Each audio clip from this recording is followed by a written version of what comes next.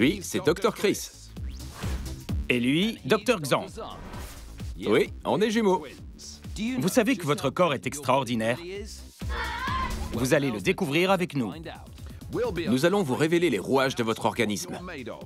J'ai un gros trou dans la tête. Grâce à des expériences époustouflantes, nous allons repousser les limites de notre corps C'est très difficile de réfléchir dans ce froid. pour vous démontrer les pouvoirs extraordinaires de votre corps. Oh non! Restez avec nous, on va bien s'amuser. Aujourd'hui, dans Opération High, ça sent pas la rose. Et Chris découvre pourquoi le corps transpire. On suivra les ambulanciers sur une mission d'urgence. On fera monter la température pour comprendre comment le corps gère la douleur. Mais d'abord, Les docteurs et infirmiers des hôpitaux sont toujours prêts à l'inattendu. Voyons comment ils prennent soin de notre premier patient. à Liverpool, Benjamin, 6 ans, est aux urgences. On dirait bien qu'il s'est blessé à la main. Je me suis coincé le doigt dans la porte. Le doigt dans la porte? Oui, je me suis douté que c'était la main. Ça saigne. Mais comment c'est arrivé? Benjamin était dans la voiture pour aller à l'école avec sa maman. Il profitait du voyage. Mais c'est quoi ça? Sympa le trajet vers l'école. J'ai voulu améliorer l'histoire. Je reprends. En arrivant devant l'école, Benjamin s'est dépêché de sortir de la voiture. Mais en refermant la portière, sa main est restée en arrière et le bout de son doigt a été arraché. Aïe! J'ai vu que ça avait coupé un bout de son doigt. Non, un bout de son doigt. Où est passé le bout de son doigt? Je l'ai trouvé. Bonne nouvelle. Sur la voiture. Il était collé sur la voiture. Ah, pas si bonne que ça. Voici la chirurgienne esthétique Dr. Charlotte Defty. Si quelqu'un peut soigner ce doigt, c'est bien elle. Ça saigne. Ça saigne un peu? Tu veux bien que je regarde? Je vais couper le bandage sans toucher ton doigt. Tu n'es pas obligé de regarder jusqu'à ce que ce soit soigné. Ça doit faire mal. Mais heureusement, le bout manquant n'est pas très gros. Il a été coupé quasiment à la naissance de l'ongle. On va raboter l'os et essayer d'amener la peau jusqu'au bout. Sinon, il va finir par avoir des petits morceaux d'ongles qui vont sortir et ça peut être un problème. Il est possible que Benjamin n'ait plus d'ongles. Mais c'est plus important qu'il ait un doigt qui fonctionne bien. Bientôt, tu auras un doigt un peu plus court, mais tu pourras t'en servir parfaitement normalement. C'est dans ces moments-là qu'on a besoin des paroles réconfortantes de son papa. On t'appellera comme ça, le courteau. Ouais, bien joué, papa. Maintenant que le diagnostic est posé, on reviendra plus tard pour voir comment se passe l'opération de Benjamin. Direction notre laboratoire, où nous allons mettre nos corps à l'épreuve pour vous montrer comment le vôtre fonctionne. Aïe, ça fait mal! Surtout, n'essayez pas de le refaire chez vous. Aouh! Ça t'a fait mal? Oui, arrête! D'accord. Et ça? Non mais arrête, j'aime pas ça! Il nous arrive à tous d'avoir mal. Vous avez plus de 3 millions de récepteurs de douleur dans tout votre corps, mais certaines zones, comme ici, ont plus de récepteurs que d'autres, comme là. Je sais que ce n'est pas bien de pincer Xand, mais c'était pour vous expliquer les récepteurs de la douleur. Les récepteurs de la douleur sont des terminaisons nerveuses spécialisées. Ce sont des messagers, donc lorsqu'ils détectent une quelconque douleur, ils disent à votre cerveau que ça fait mal. La douleur peut être très utile parfois parce qu'elle vous évite d'endommager votre corps accidentellement. Mais pourquoi ressentons-nous la douleur différemment en fonction des situations? On peut parfois se cogner l'orteil et souffrir le martyre, et il arrive qu'on se coupe gravement en jouant au foot et qu'on ne s'en rende compte qu'à la fin du match. Et ça, c'est parce que la douleur passe par la tête. Ce qui veut dire qu'on peut réduire l'intensité de la douleur que l'on ressent et nous allons vous montrer comment. Mais avant de vous montrer ce tour, je vais infliger une petite douleur à Xand pour qu'on voit comment une personne réagit normalement. Ah, génial. Ceci est un stimulateur thermosensoriel. C'est une machine à souffrance. Je vais le poser sur la main de Xand et monter la température jusqu'à ce qu'il ne puisse plus le supporter. Et je vais lui faire la même chose et nous verrons bien qui encaisse le mieux. T'en fais un peu trop, tu crois pas? Cet appareil médical est utilisé par les scientifiques pour évaluer la sensibilité des gens. La chaleur de l'extrémité de la sonde va augmenter quand je vais tourner ce bouton. Ça ne le brûlera pas, mais on va voir jusqu'à quel point Xand va supporter la douleur en observant les signaux de douleur que va envoyer son corps à son cerveau. T'es prêt, Xand? Ouais. Ah! Je l'ai pas allumé. Repose ta main. Allez. Ici, on peut lire la température de la sonde. Je vais l'augmenter. Ah, d'accord. Attention, nous pouvons le faire parce que nous sommes médecins. Oui, ça se réchauffe, c'est chaud maintenant. J'augmente un peu la température. Je sens bien que c'est chaud. Ah, ouais, ok. Encore un peu. Ouais, non, ça brûle vraiment maintenant. Ouais, ça suffit. D'accord. Xand a supporté la douleur d'un contact d'une température de 45,2 degrés. C'était vraiment douloureux ou c'était juste une façon de te dégonfler? Non, c'était douloureux et ça le devenait de plus en plus. Et il y a vraiment eu un moment où tout à coup, je me suis dit « Ah, je veux enlever ma main, ça fait trop mal. » Allez, c'est mon tour. À mon tour de faire subir la même chose à Chris. Sauf que je vais essayer une astuce. Je vais distraire mon cerveau, donc je devrais pouvoir mieux supporter la douleur que Xand. Voyons combien de temps Chris va supporter ça. Chris, ça va te faire plus de mal que ça m'en fera, moi. On verra. Je vais utiliser une autre technique. Je vais détourner mon attention et faire semblant que ce n'est pas si douloureux. Je crois que je peux en supporter plus que toi. Je suis sur une plage. Je suis sur une plage de sable chaud. Je me sens vraiment bien. Tu n'es pas sur une plage, Chris. Tu es dans un labo avec une sonde brûlante sur ta main. Elle n'est pas brûlante, c'est à peine tiède. Elle est allumée? Comment est ta plage maintenant? Il y fait très chaud maintenant. Ah, ok, assez, stop, arrête, stop, Xand. Je vais te donner ton score. 48 degrés 2. Donc, je te bats de 3 degrés. Non. Si. Vraiment? Oui. Je n'aurais jamais pu supporter 3 degrés de plus. Ouais, ça fonctionne vraiment. Donc la prochaine fois que vous devez aller faire une piqûre, essayez et vous verrez la différence. Oui, c'est une astuce qui fonctionne. En pensant à quelque chose d'apaisant, on supporte mieux la douleur. Je ne ressens rien.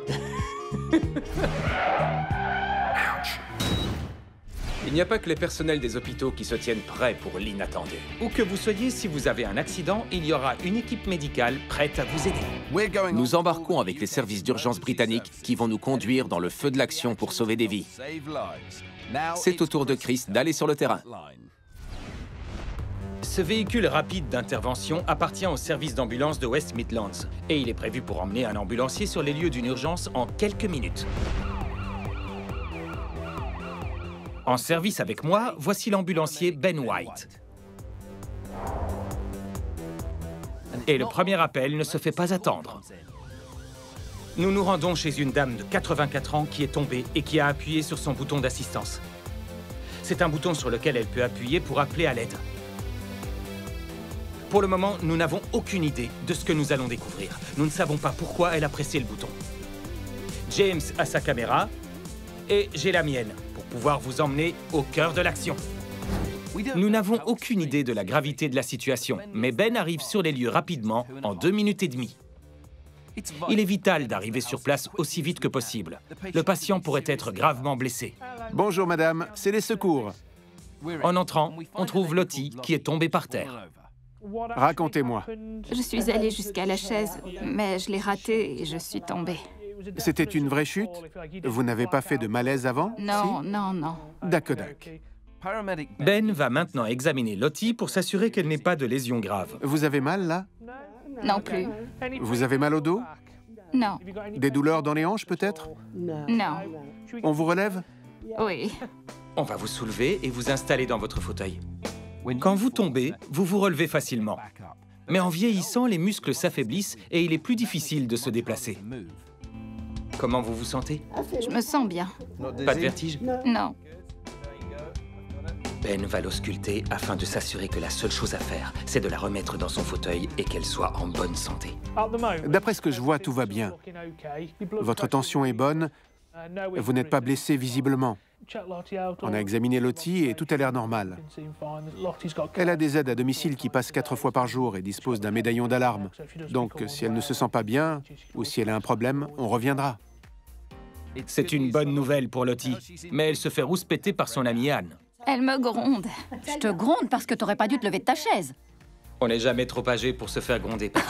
Ça m'arrive encore de me faire gronder. Lottie, on va vous laisser maintenant. D'accord. Portez-vous bien. Si quelqu'un tombe et que personne n'est là pour l'aider, au bout d'à peine quelques heures, ça peut devenir très sérieux.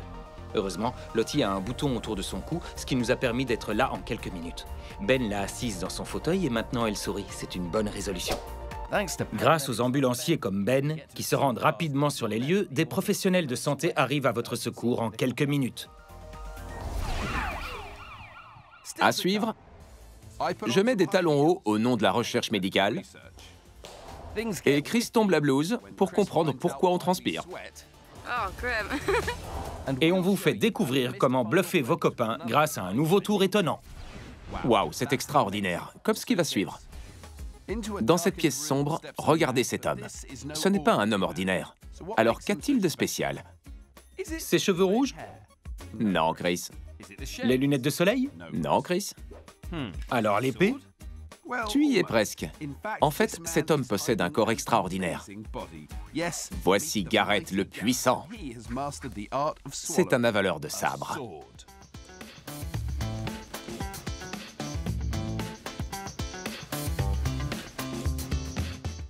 Cette technique requiert des années de pratique et d'entraînement. Alors n'essayez jamais de refaire ça. Cela vous tuerait. Lorsque Garrett avale son sabre, il descend tout au fond jusqu'à l'estomac, évitant de peu le cœur et les poumons. S'il faisait la moindre erreur, il en mourrait. La précision ne fait pas tout. Pour réaliser ce tour exceptionnel, Garrett doit réfréner le réflexe naturel de rejeter le sabre. Le réflexe nauséeux déclenche l'envie de vomir quand on touche au fond de la gorge. Rien qu'à le regarder, ça le fait. Garrett a mis des années à apprendre la technique pour enfoncer le sabre sans toucher les organes vitaux. Le plus difficile, c'est de se détendre alors qu'on fait quelque chose de pas relaxant du tout. Je veux bien le croire. Pas facile avec ce sabre dans la bouche. Au cas où vous penseriez qu'il y avait un trucage, voici la preuve que non. Et ça, c'est extraordinaire.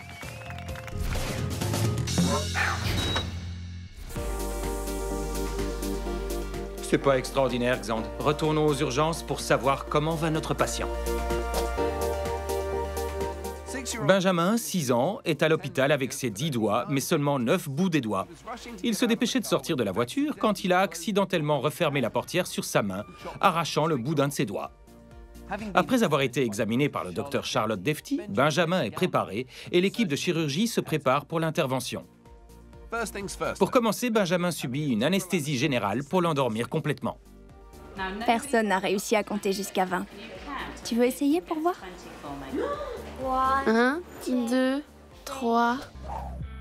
Une anesthésie générale est une association de médicaments qui, une fois dans le corps, rendent le patient inconscient, immobile et réduisent la réaction normale du corps à la douleur. 12, Benjamin compte encore. Arrivera-t-il jusqu'à 20 avant que l'anesthésie fasse effet? 15, 16... Je ne crois pas. Maintenant qu'il est profondément endormi, le docteur Charlotte peut commencer. Regardez ses lunettes. Elles ont l'air bizarres, mais elles vont agrandir l'image du doigt de Benjamin pour qu'il ait l'air 3,5 fois plus gros pour faciliter le travail de Dr Charlotte. Préparez-vous à observer un travail minutieux. Dr Charlotte commence par rogner un peu l'os. C'est seulement une fois qu'il est en dessous de la chair qu'elle pourra recoudre la peau. Ensuite, il faut des points de suture. Le doigt est recousu et bandé. L'opération est terminée. Tout s'est très bien passé. Il va pouvoir rentrer chez lui dans la journée dès qu'il aura récupéré de l'anesthésie générale. 2h30 plus tard, Benjamin est réveillé et heureux, prêt à entendre les paroles réconfortantes de son papa. Comment va ton doigt? Bien. Tu es sûr? Oui. Comment tu le sais? Il n'est plus là. Il faut vraiment travailler la psychologie, papa. Enfin bref, Dr Charlotte est venu prendre des nouvelles et apporter une bonne nouvelle. Il aura un ongle. Génial. Il sera juste un peu plus court qu'avant. Super nouvelle, il aura un ongle finalement. Et le bout de ton doigt va grandir aussi, mais il ne sera pas aussi grand que celui de l'autre main. Bravo, docteur. Pouce levé. Xand. Au revoir.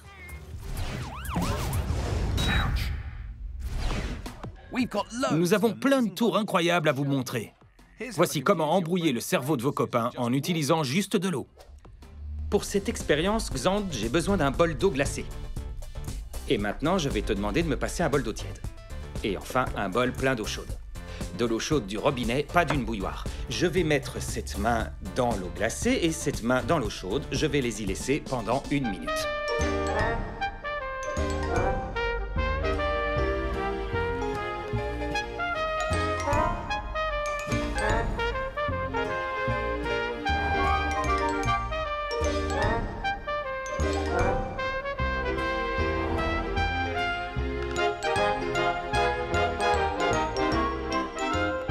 Et maintenant, je vais mettre mes 2 mains dans le bol du milieu. Et ça, c'est vraiment bizarre, parce que la main qui était dans l'eau glacée a très chaud, et la main qui était dans l'eau chaude semble glacée. Je suis dans un état de confusion neuronale totale. Xand, peux-tu me dire ce qui m'arrive?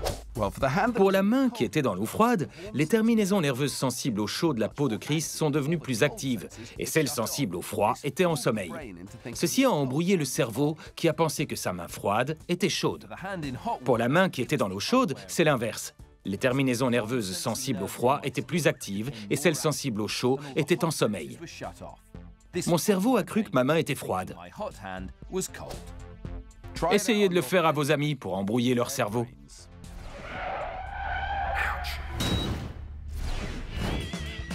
Direction l'hôpital pour vous montrer les coulisses des services. Aujourd'hui, le laboratoire d'analyse du mouvement. La marche. La plupart d'entre nous n'y pensent pas beaucoup, mais qu'est-ce que c'est? Qu'est-ce qui l'affecte? Et plus important, pourquoi suis-je dans cette tenue? Je me trouve à l'hôpital Alder Hey de Liverpool dans un laboratoire spécial où on analyse le mouvement et je vais exiger des réponses. Tout le monde marche différemment. Votre style personnel et votre démarche. La directrice du laboratoire, Jill Holmes, va m'en dire plus. Les gens qui viennent nous consulter ont un problème. Leurs médecins veulent comprendre pourquoi ils marchent d'une drôle de façon et comment on peut les aider. Donc plus on en sait sur la démarche de quelqu'un, et plus les docteurs peuvent prendre les bonnes décisions concernant une opération ou comment repositionner les muscles, comment aider les patients à faire des exercices pour aller mieux. Dans cet endroit incroyable, des caméras sophistiquées et un système informatique créent une modélisation 3D de la démarche du patient. Ainsi, on peut l'examiner précisément et décrire leur façon de marcher et déceler le problème. D'accord, mais pourquoi je porte cette tenue ridicule? Afin qu'on trace où tu es et ce que tu fais, on a placé des capteurs sur ton corps. Je vais partir du bon pied. Allez. Vas-y.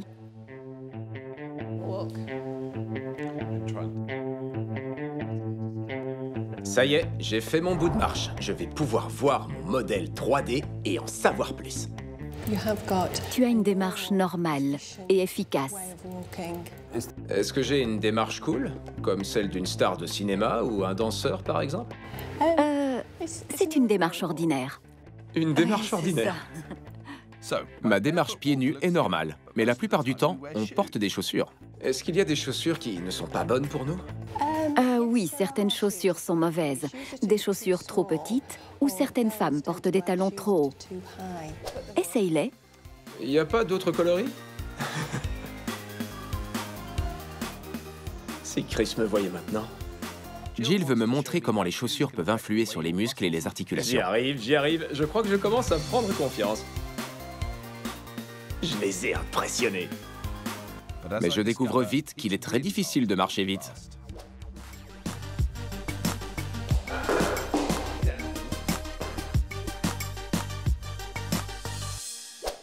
En observant ma modélisation 3D, on voit que mes jambes ne se tendent jamais quand j'ai des talons, ce qui a des répercussions sur tout le reste de mon corps. Donc on voit bien à quel point c'est mauvais pour la santé de porter des talons tout le temps.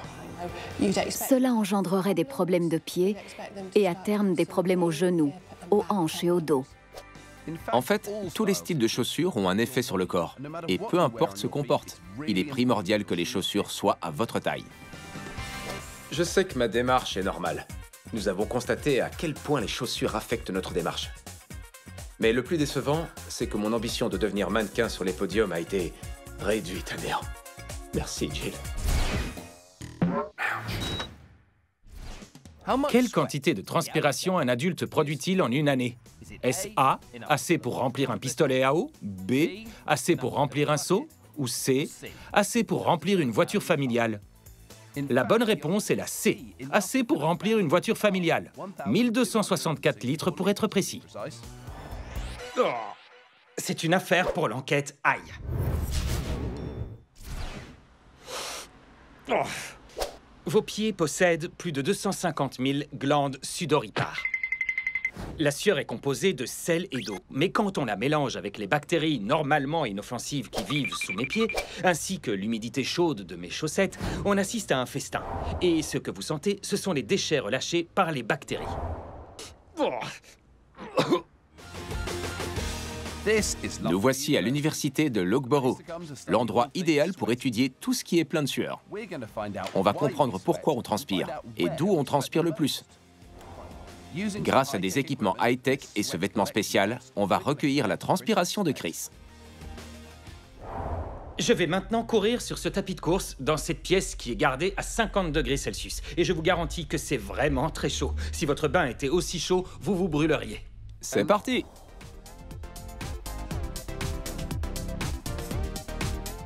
Je ne fais que trottiner. Si je faisais la même chose à l'extérieur, ce serait plutôt facile. En plus, j'ai ces ventilateurs en face de moi qui m'envoient de l'air chaud dessus.